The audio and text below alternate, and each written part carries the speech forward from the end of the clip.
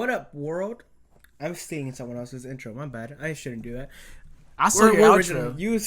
I saw your outro last episode, so it's only fair. So, welcome back to another Occasion of Purpose podcast. I cannot speak today. It's okay. How you guys doing? Hope you guys are doing a great morning. Welcome back. This is episode 8. It's episode 8. Episode 8? It is episode 8. So, we have a few announcements, guys. Our Occasion and Purpose Instagram is now on. It's up. So, if you guys want to subscribe or follow, as they say, please do so. It's a great way to know what we're doing next, what video is out already, and what topics we're going to do. So we're going to set it up, and also it's a great way for you and I, and also my brother in Christ over here, Josh, to interact with you guys. Ask us questions, we'll answer it directly to you. Yeah. And since we're still very much of a small group, we'll answer pretty fast. Yeah. Well, I'll answer. I'm always on that one. I'm always just checking that out. Yeah. See what we can do. Yeah. We only have one post right now, but hey, let's see if we can post more. And then I think by the end of next week, so the date right now is the 24th. Yes. By the 31st, it will be really active. We'll have some videos and some stuff out there for everybody, so stay tuned to that. And also, if you want to see, if we can get it up to at least 1,000 people following us, at least 1,000. At least 1,000. We can start posting up a few snippets of our videos on the Instagram TV. Mm-hmm. So I feel like that'll be great too. That'd be awesome. I mean, small. I like that. We're dreaming big already. We're dreaming big, but it's just because I really do want to grow this community more and kind of have this space of where we can just come together and help each other out and kind of lift each other up, and that's what I want. That's what I really want. So yeah, guys, so if we can get up to 1,000 views, we only have like 4 or 5 right now. Yeah.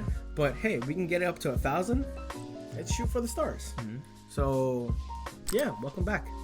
Welcome back, guys.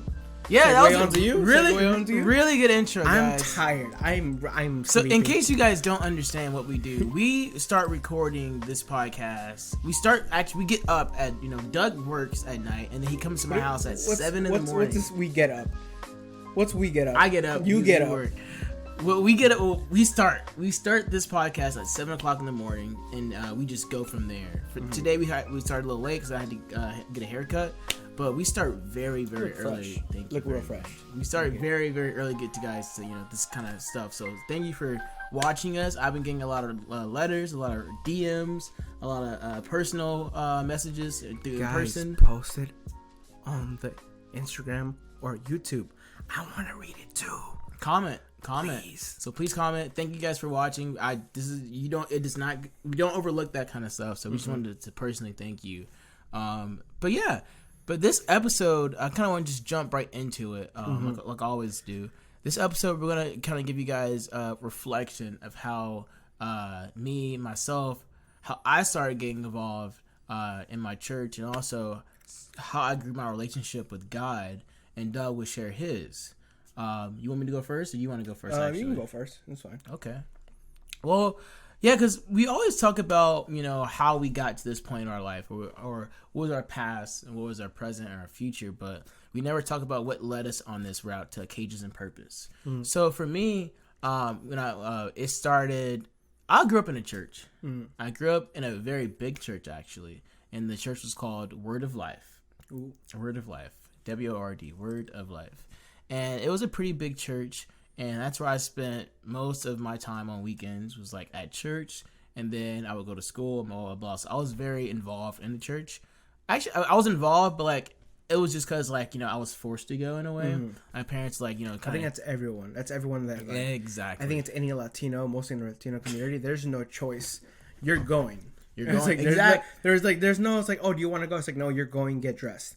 Type of thing. There was no option. I remember a time where my mom grabbed my feet and I'm like hanging onto the rails and she's like pulling me out my bed, like cartoonish.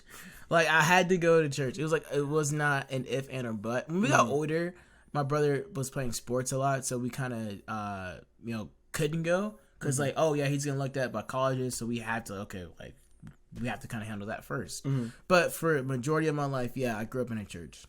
And then it wasn't until I picked it up on my own, because I wasn't going to church when I was in high school. It was a rare occasion, not a rare occasion, but it wasn't often as it should have been. I wasn't going, and so when I moved to LA, I decided to. You know the story. I'm gonna tell the story. Mm-hmm. I wanted to read the Bible. I was reading all these books, and these books are getting really good. And I was like, since I've never, let me say this. This is a personal thing. I never used to read in elementary school, middle school. I already said this. I had a very low reading level, so reading was not my thing.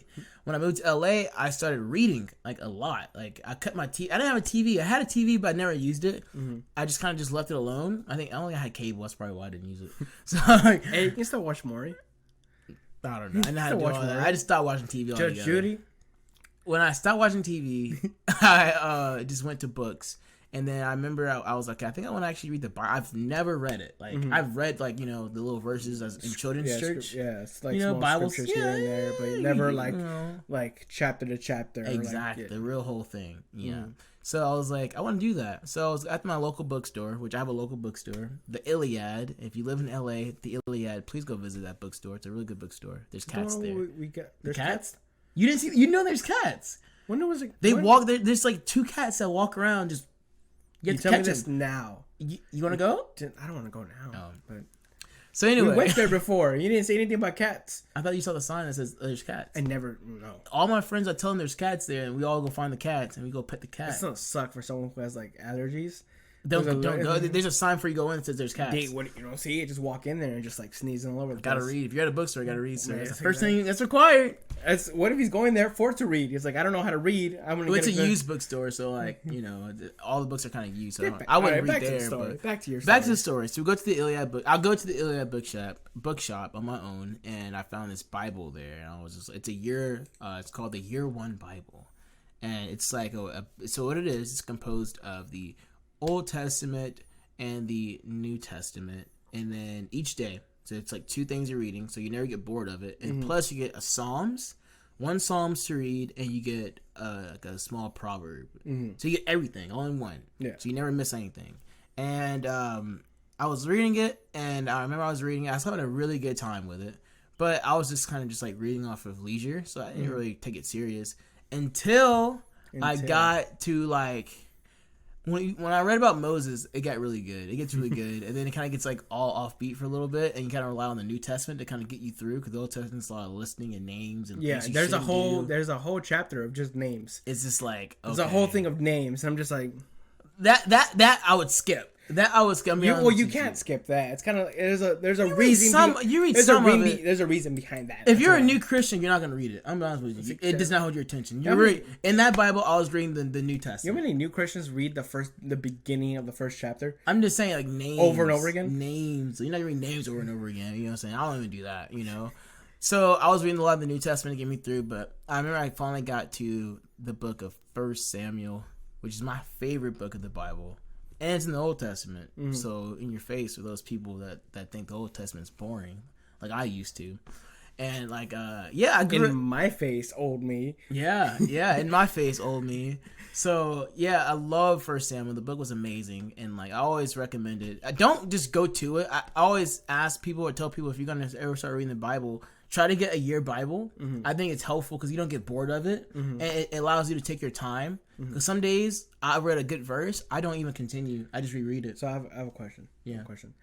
So when did you get this? This was when I first met you. When did you take that astronomy class? Was that in 2018? 17. That's when I got it. Okay. Have you finished it? Yeah. Have you? Yes. Oh, okay. Yes. I finished it. Yeah, I finished it. I just was wondering if you finished it. It took me a year and like a few months to finish it. So it says exactly what it. So it'll take you a year if you're like fully on just reading. Yeah, it will take you every day. Like every day, it's a date and it says what you read. I told Kevin to get one. He got one. I'll read it in 3 months. It's really okay. Challenge accepted. Well, the point is it tells you in the beginning. Do not rush reading the Bible. Because there's a plan, like it's your own plan. Don't use our plan. Like if it takes you more than a year, then you're really getting the word in you, And that kind of like really kind of not turned me on, but it got my eyes open. It kind of renewed who I was, and that's kind of how I got to this point in my life, especially spiritually. And I started going to youth group, and that was pretty much it, And then because I told him about it. Yeah, Doug invited me, so I started going, and And yeah, and so there's a lot of people that I meet. And the reason I wanted to do this episode, because a lot of people I meet that are very motivated or ask me questions about, like, why do you post scriptures for your Instagram? Like, every single post, except the last post because it was about NASA, was not like, it has not a scripture on there. And yeah, you always have I follow your thing, so I always see like an actual scripture highlighted and stuff like that. Yeah, it's pretty like, I do a lot of work. I don't just choose random scripture. No, I actually read and study it. You for actually a while. read it. You're not like the people that's like, oh look, this is the verse of the day, I'm gonna post this. Exactly. Read it. You won't find the verse of the day on there. I highly doubt you will find a verse of the day on that. And there will be sometimes, I guess, popular verses, but it's most of the things I have underlined and like I've meditated about for like a week. And I'm like, I feel very passionate about this. That means something to me personally. And because people ask me like, Josh, you're like 20. I was like 19, 20 when I was reading the Bible like that, and I was like posting stuff like that. And I mean, a lot of people from my school was like asking me like, why are you doing this? Like what joy? Like, why don't you don't just party? Like, why come you don't drink, or why come you don't smoke weed and all this kind of stuff? Why don't you just go out and have fun? Like, this is the time you're supposed to be doing that. Why would you choose this route? And honestly, I'm at this point in my life where I have no desire to. I did that already. I was part of the gang. I was part of the clique, the group. I was, gang bang is what you're telling me? No, I wasn't a gang, but I was part of the fellas, Oh, okay, gotcha. The bros. Bros. Are you gang banging right now? The bros the bros that pregame, the pregame yeah, and all that. I was there. I've done it too. That wasn't, it's not my interest Doesn't look anymore. like you, Josh. It was never me. I'm honest with you. This is a very honest podcast. Yeah. You guys are going to get the real me. It was never me. Like, it's very strange. You just did it. I did it because I was used to that. My surrounding made me do it in a way. Okay. It was like, if I'm around people, I have to survive. This is like, oh, this is what's cool, and I'm young. Young people don't think for themselves, especially when you're in high school. You don't think for yourself. You just think, oh, this is what's around me. I should just be what that is.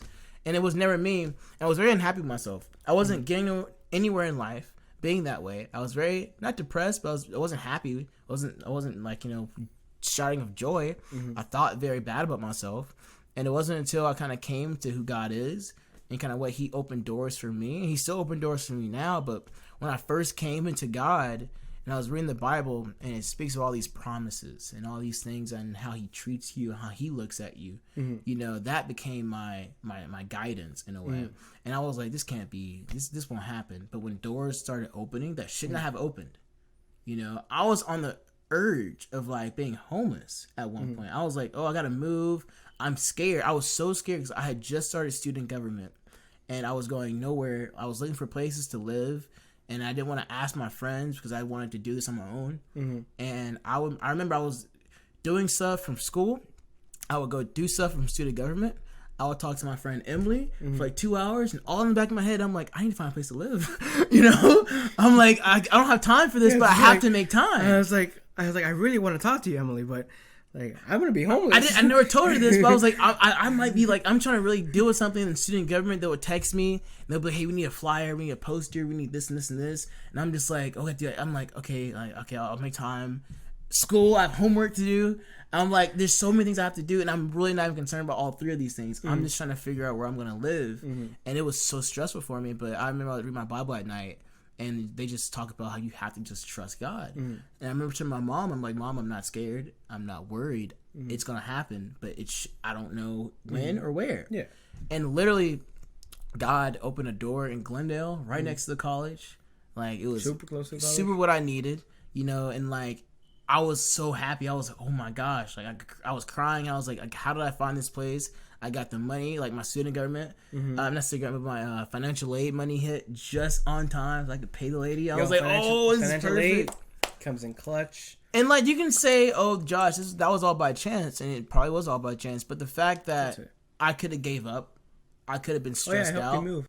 Yeah, I totally forgot about that. I was going through a very rushed transition in my time, and I learned how I could just trust God, and he really did open doors, like, in my life that I should not have I don't deserve it.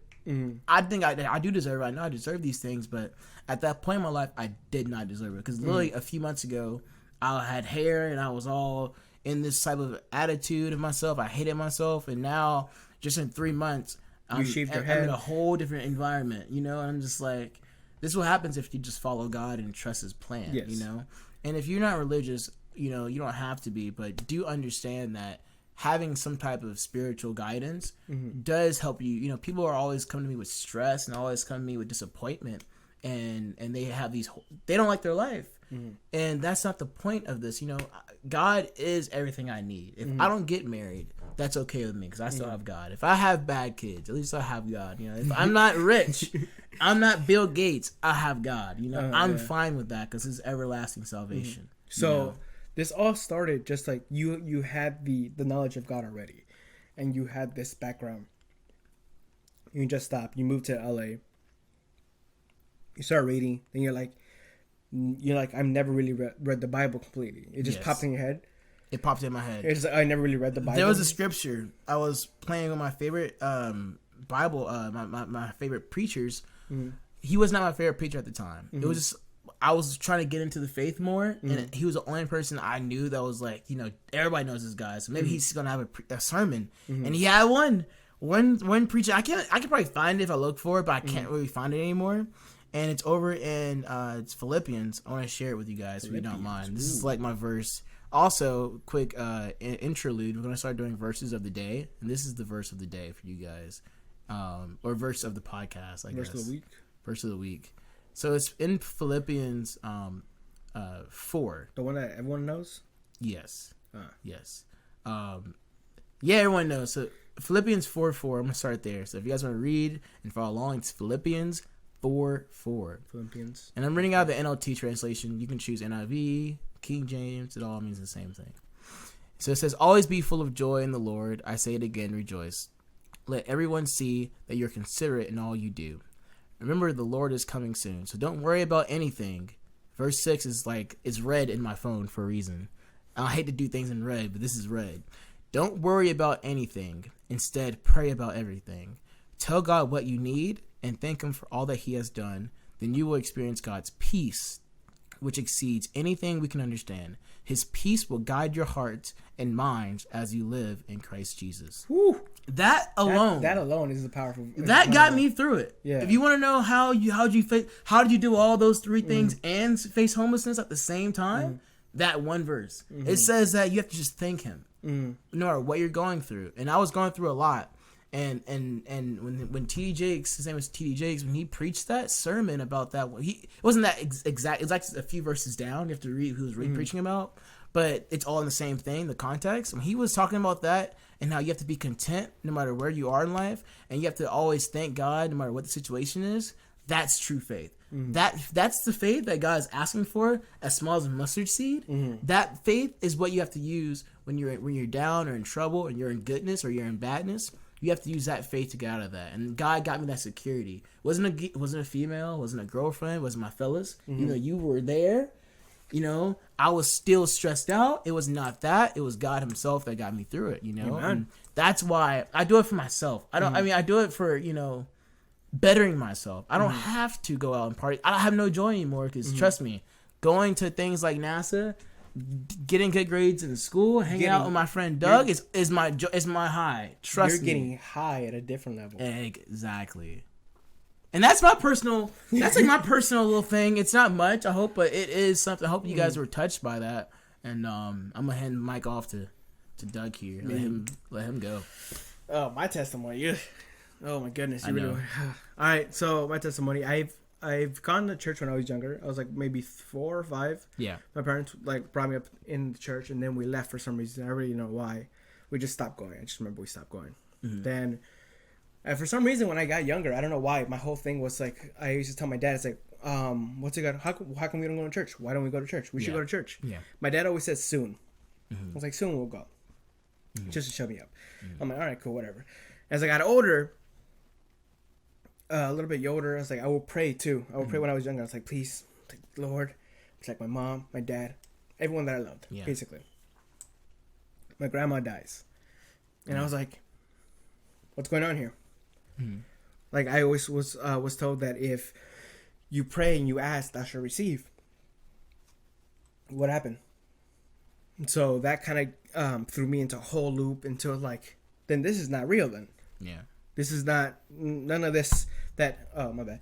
none of this that's everyone has told me is real. Mm-hmm. So I started doing more research on myself, kind of thing. It's just like, nah, it's all baloney. Mm-hmm. I don't buy this. And that mindset like stayed with me for a long time.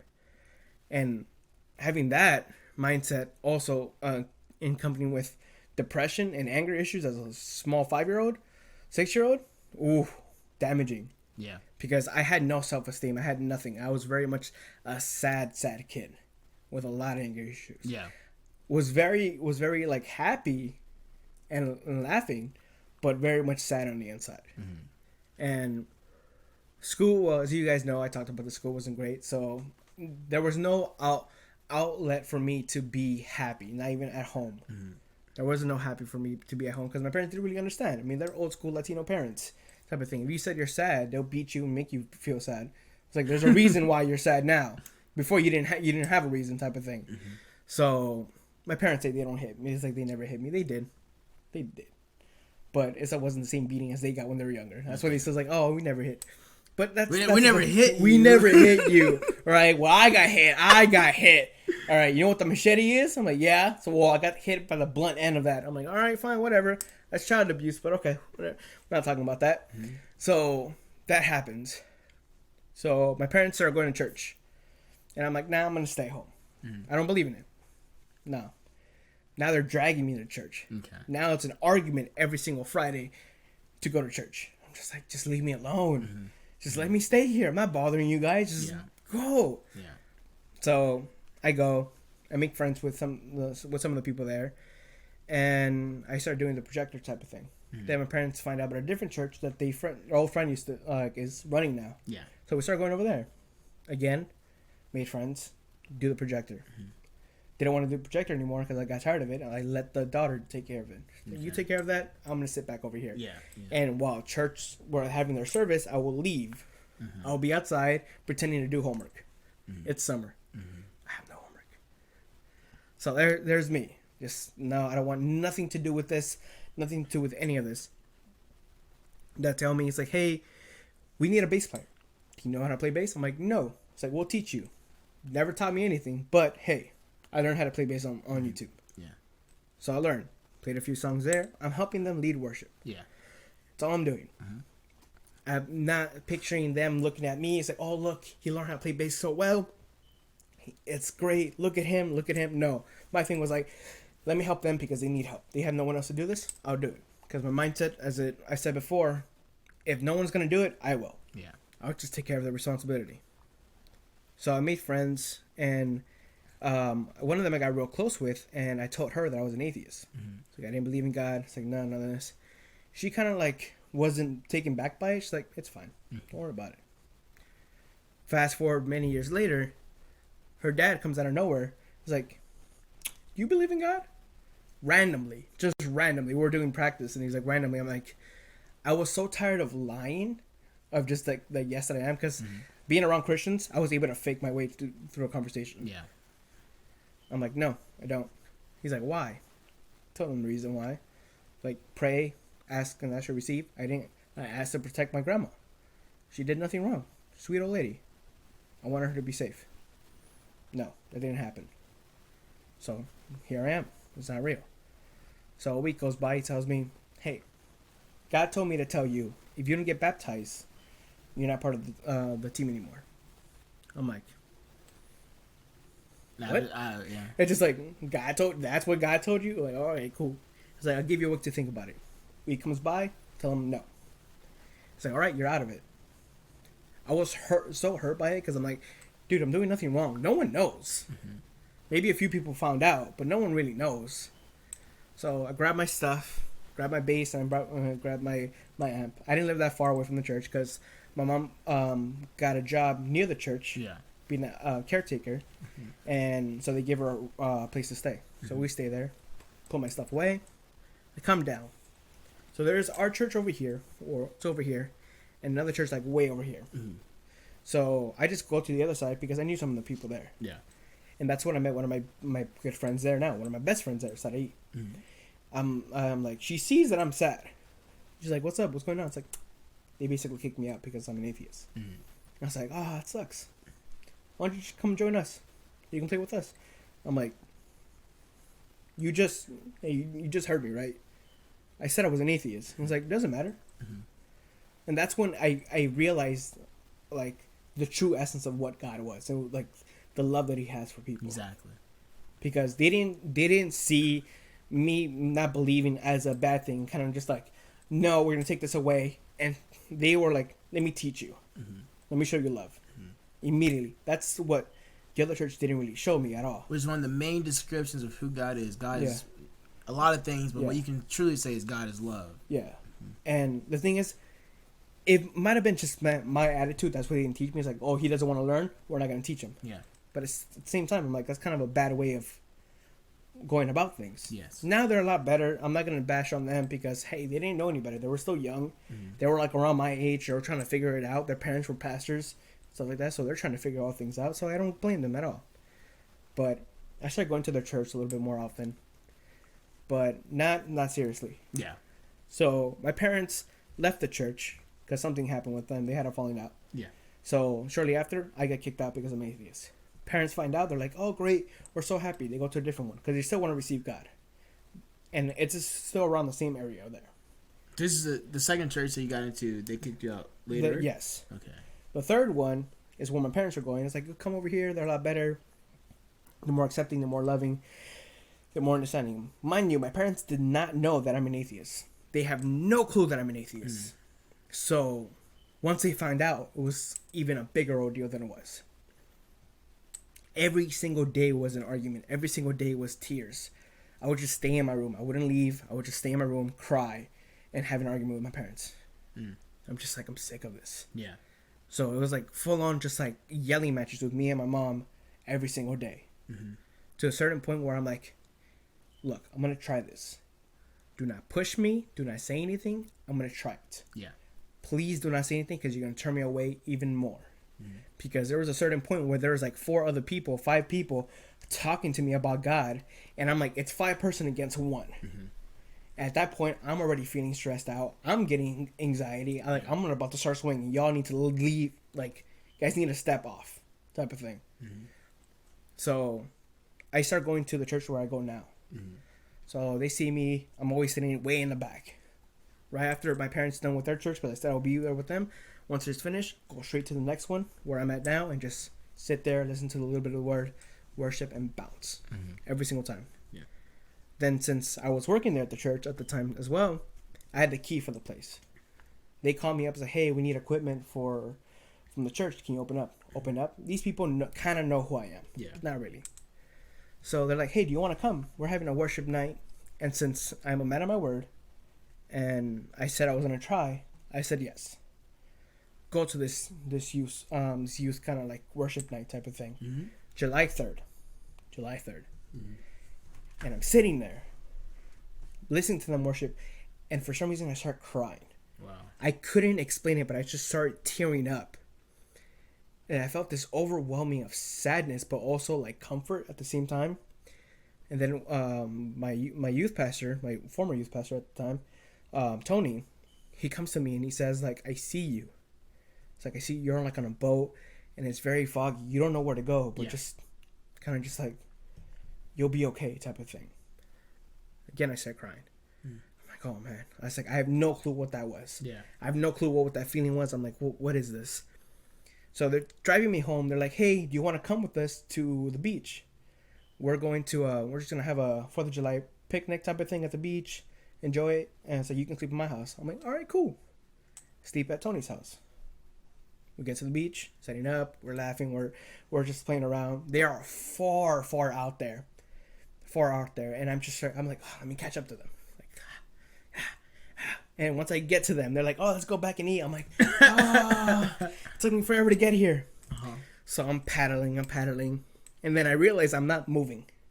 I'm paddling, but I'm not going anywhere.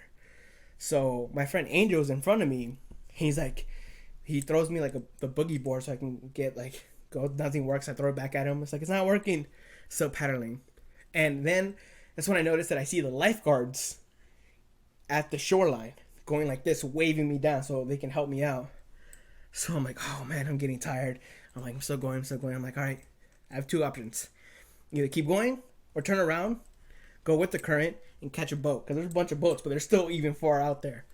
I'm just like, oh, I'm so tired. I'm like, I have a third option.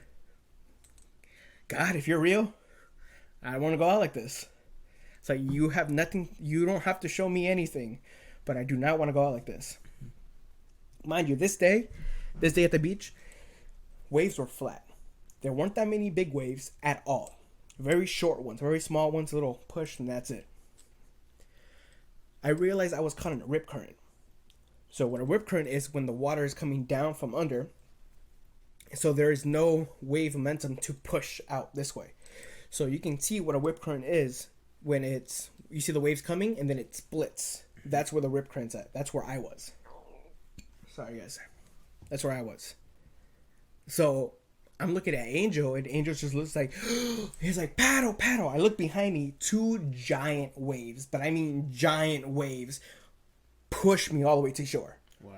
And I'm just like, and I just get caught, and it's like pushes me, and I pop up, and I'm like, oh, thank God. And I'm like, what did I just say? Mm-hmm. So I sit there contemplating everything I ever thought of God, everything I've ever said about him, every sin that I committed, everything. I'm like, he's real. Like, he's real. July 4th. July 5th comes. I'm at their church. I'm worshiping. Oh, everything's great. We go to a vigil or a vigilia. Go to another service, another worship time. I go there. Guy says, does anyone here want to accept Christ? I was the first one there. Wow. I was like, told the guys, like, look, I said the sinner's prayer, but I didn't believe it. Yeah. I wasn't a believer. Now I am. I want to do this right. Yeah. So I said the sinner's prayer, and I just stayed there. And before all this happened, before all of this, when I was in the other church that says, like, you know what, you can't be in the worship team if you're an atheist. The guys who led it, the daughter told, I told her, it's like, look, the way these people are running the whole leadership type of thing or the Christian thing, I would do it so much better. Because why? Because I do not see any love behind them. All I see is ignorance. I see arrogance. I was like, I would do it so much better. And I thought about that. I'm like, if I'm doing this, I'm running. I have to start running. Wow. Because I spent far too much running away from him. Now I want to start running towards him. I was so close to God that I couldn't even see him. That he was working behind everything. Yeah. There's a reason why I'm still here. The multiple times, like that time where, like, when I asked for prayer so I can be safe from the waters. The first time where I really believed in him, and it kind of just grasped it. It's like, you don't owe me anything. You don't. But I need you right now. Saves me.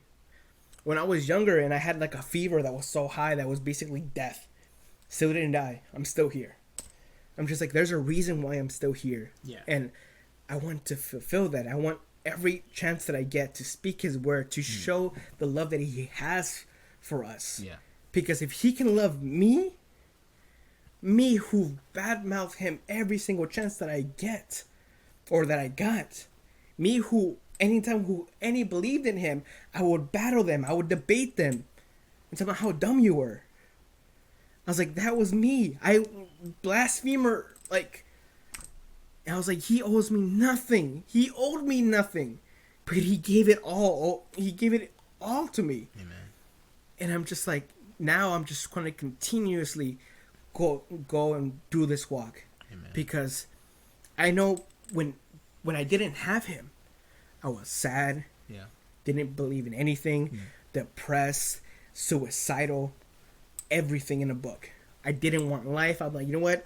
Rather just die. There was chances where I almost pulled the trigger. And I mean literally almost pulled the trigger. But I couldn't get myself to do it. And I'm just like, I'm here for a reason. I want to fulfill that reason, whatever it is. If it's doing this and having people to reach out to and speak to them and give life to them, if it's like at my church, so we can preach to other people and to like gather them and kind of like, hey, this is what's going on. It's like, we're not so different, you and I. It's like, wherever you came from, I came from the same place too, and this is where he saved me. If it's just working at a school as a school police, anything at all, EMT, nurse, anything that I want to do, I want to just continuously just love on people and just show his word and just kind of show his encouragement that he has and he gave to me. That like, that's like, I can do this. Yeah. It's like, I'm not alone. It's like, I'm not alone ever. Like, I have Holy Spirit. Once that I accepted him, I have Holy Spirit. He is my comforter. Yeah. He says it right there. He's my comforter. And there's I want to, if you can look it up, if your phone's not dead, but in, see if I can look it up real quick. It's going to be in 2 Corinthians 12:10. Let's go to it. Which is one of my favorite verses. 2 Corinthians 12:10. Yeah. 2 Corinthians 12:10. Yeah. Ooh. I got it right here. Yeah, Highlight it.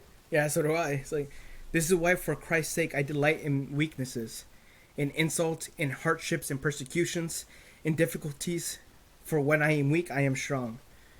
And the reason why I love this so much is because when this person, I'm blanking on her name right now, but he had a thorn, and he kept praying to God to like take it away.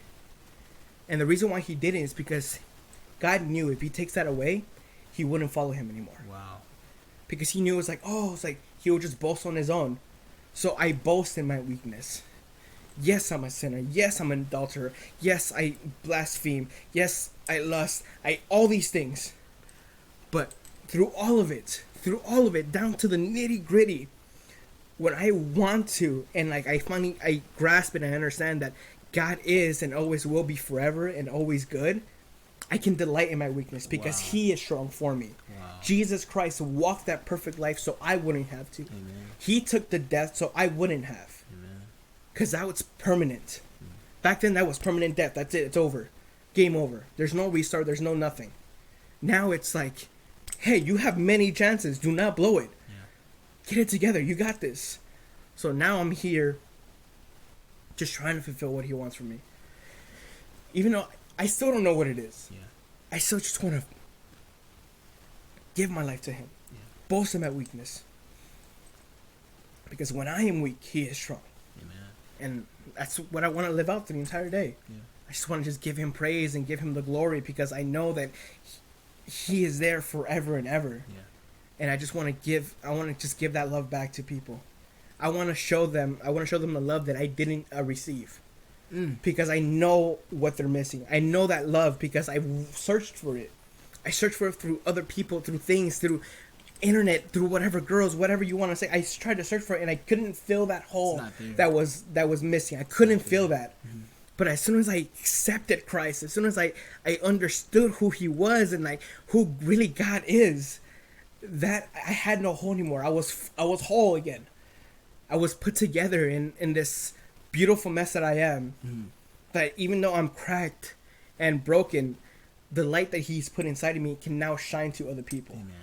And that's what it says. I'm like, hey, like the clay pot, it's broken. There's light to it and it shines. And there's if you have a light, why put it under the table? Yeah, put it on top. Let everyone see it. So like that's where I am. That's my testimony. Like I walked through the valley of shadow and death. Yeah. I've literally have. And now I fear no evil. Now I can say I fear no evil. Yeah. I faced death in the face so many times, and I'm still here. So I'm here for a reason. And hey, if I go tomorrow, then whatever I said today might help someone, and that's fine with me because right. I did it for him. Amen. That's where my heart is, and that's where my heart want to continue to be. So yeah. I want to express how beautiful that story is, and how the both of us share something really deeply in common is that we both have this love for people, which all comes from the love of Christ. No matter what circumstance we go through, you see in Doug's story that he struggled with his own self-hate, with being rejected many times from the people that shouldn't be rejecting anyone, but you see that he went through that and still not even knowing that he stayed faithful, but he still wanted to be a part of something, even when he was lost. He kept going, and at the end, you finally see God come to him and help him in his time of need, and to show him a way of everlasting life. It's beautiful, beautiful story.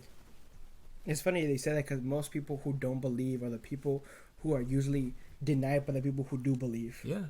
Yeah. And it's like those are the people who are supposed to accept you no matter what. It's like, hey, we'll help you out any which way. We'll pray for you. We'll do whatever. We'll just show love. And I didn't see that. You won't. And that's what like draw me to this place. I'm like, these people know God. Exactly. They know the love of God, and they want to continue like drive into this and like show that into people. And that's what you're gonna find in life that's gonna be very precious to you, especially if you're looking for a church or even you're looking at it yourself. You have a common denominator in both of these things, that you have to know God for yourself. Because when you know God for yourself, you will know where to get it. When you need the word of God, you need a boost, you need to be around people that love you no matter what, you have to know God first so he can guide you through that. You know, it's so important. And I just really hope that these stories really help you understand where to find God and how to seek him, because he's awesome and what he can do for your life. I'm not telling you, to go run with the wind and catch up, and just understand that God can help you no matter what situation that you're in, whatever lifestyle you live, whatever you want to be, God can help you out just a little bit. I promise you, if you try him, if you risk it, you won't regret it. There is no risk. There is no risk. That's the point. That's the point, But you have to try it first. You have to get there. Take that first step. Even when you lose, you still win. You still win. You always win. Trust me. Oh man, I wish we can go deeper, but time is precious. It is. I want to say this one thing because I was talking to my youth pastor Tony. Because sometimes I talk to God and I have a full on argument with him every single time. Yeah. And he tells me, it's like, and I lose every single time. And he tells me, it's like, hey, even when you lose, you still win. I'm like, you're right. Because you just learned it. I'm just like, you're right. Even when I lose, I lost to God, and that's still fine because I still win. I wish that's the only person you should be losing to. Yeah. If you lose to anybody else, hey, I don't know about you, sir. Well, anyway, guys, we want to do a quick announcements before we head out. Our I don't know if we said it before, but West Side with Love. Oh, West Side with Love. Mine is Who is Doug in between all those words. Okay. All of them. It's gonna be in the description down below. In the description below. So press that follow button. Also, the new Instagram page is up, like we said. That will be awesome. Occasions and Purpose. So please hit that follow button and subscribe on YouTube for more videos. Hit that bell too. Hit the bell. Hit that bell. I'm hearing other people say it on their outro, so we're gonna say it too. Hit that bell, so that way you know when our video pops up in the morning, because it's usually around 8 o'clock. Yeah. 8 or 9 o'clock is when we post. Oh yeah, so on the West Coast, it's 9 o'clock, 9 o'clock a.m. on the West Coast, and then if you're on the East Coast, so if you live in New York, it comes out at 12 o'clock afternoon, like midday, noon. Oh, midday. Okay. Noon in New York. I can tell my cousin. So know your time. Shout out, cuz. Shout out, Doug's cuz. I love you. All right, I'm gonna see you soon. 12 o'clock every Monday. These episodes come out. If you're in New York, if you're in LA, it's 9 o'clock. So every Monday, new episode. So now you guys know. Yeah. All right, guys. You guys are awesome. God bless you. Be blessed and stay encouraged. All right. We'll see you later. Oh, if you're gonna do good, do good just because. Amen. There you go. I almost forgot. All right, guys. Bye. Mountain, Shenandoah River, life is old there, older than the trees, younger than the mountain, growing like a breeze. Country road, take me home to the place that I belong. West Virginia, Mountain Mama, take me home, oh country road. It's more like a preacher type of thing. It's like that's what's really hard. Like a gospel type of thing. It's just like West Virginia, West Virginia.